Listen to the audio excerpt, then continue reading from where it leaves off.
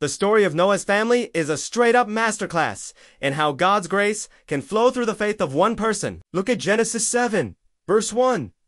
God tells Noah, "Come, thou and all thy house into the ark, for thee have I seen righteous before me in this generation." Notice, it's Noah's faith and righteousness that gets his whole family on the boat, not a checklist of good deeds from each family member. There's no record of his wife or kids doing anything special. Noah believed, and they received grace through him. This isn't just an Old Testament thing. Acts 16, verse 31, lays it out. Believe on the Lord Jesus Christ, and thou shalt be saved, and thy house. That's not just a promise for blood relatives. It's a spiritual principle. Your faith can have a ripple effect, touching everyone in your heart, your home, your circle. It's like your heart is a house, and when you let Jesus in, his love and salvation starts spilling out to everyone close to you. Mary and Martha's faith brought resurrection to Lazarus. 2. Lazarus didn't believe. He was dead. But Jesus responded to the faith of his sisters. That's the power of believing for others. God's mercy is bigger than our understanding. So don't look at your family as lost or hopeless, but see them as saved, covered by the grace that's flowing through your faith.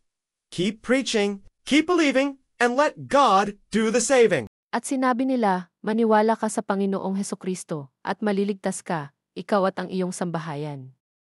Gawa 16:31 kay JB. Ang kwento ng pamilya ni Noe ay isang tunay na Masterclass kung paano maaaring dumali ang biyaya ng Diyos sa pamamagitan ng pananampalataya ng isang tao. tingnan ang Genesis 7:1. Sinabi ng Diyos kay Nawa'y pumasok at ang buong samba hayan mo sa ark ko sapagkat ikaw ay nakita kong matuwid. sa harap ko sa saling ng henerasyong ito.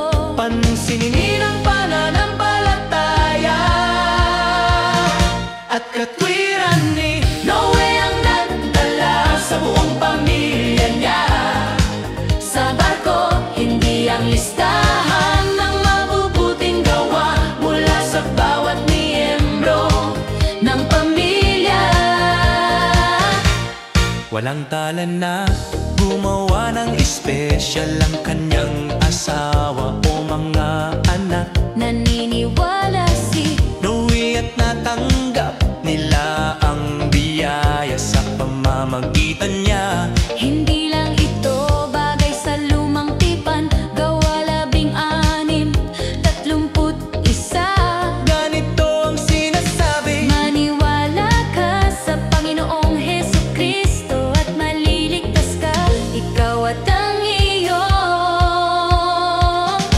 sambahayan. Hindi lang yan pangako para sa mga kamag-anak sa dugo. Ito ay isang espiritual na prinsipyo.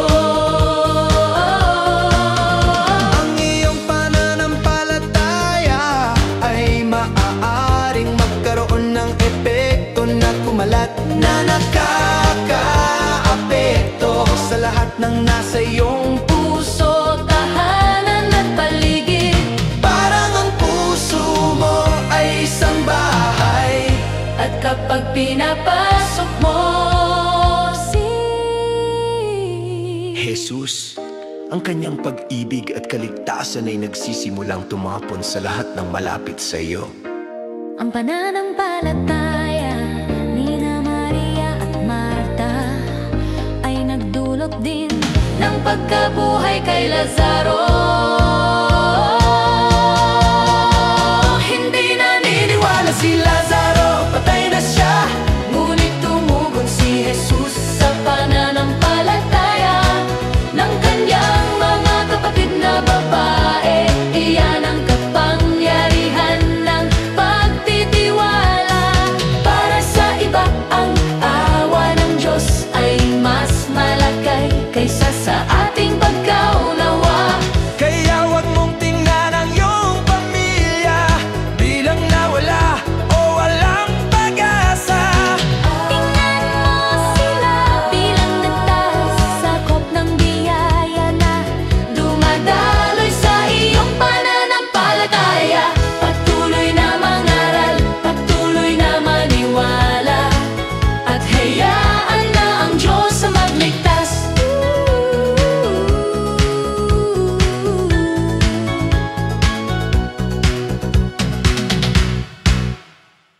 Paki-share po ang channel para sa kaluwalhatian ng Diyos.